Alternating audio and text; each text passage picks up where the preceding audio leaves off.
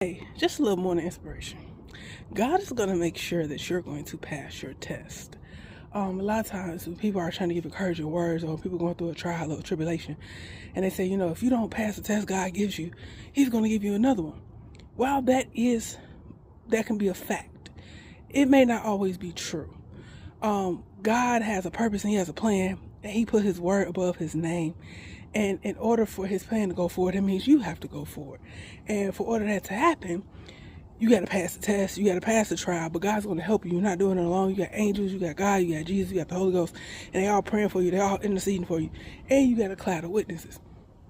So that means everything is working for your good as it should.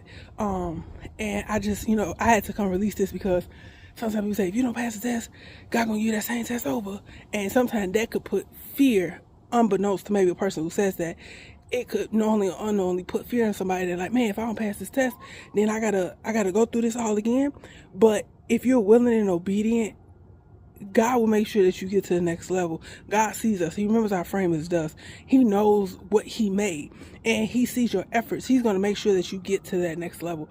So, and even I thought about this, like even students naturally in school, right? Like say a student's in school in 5th grade, maybe they didn't pass the first time, so they have to repeat the 5th grade. It's like, okay, cool. Then if they say, well, they didn't pass the second time, they got to do the 3rd time or the 4th time. People are no longer going to look at the student. They're going to look at the institution and say, why aren't the teachers or why isn't the administration doing something more or helping this student in a certain way to make sure and guarantee that they get to the next level? God is the same way. He's not going to make Himself look bad.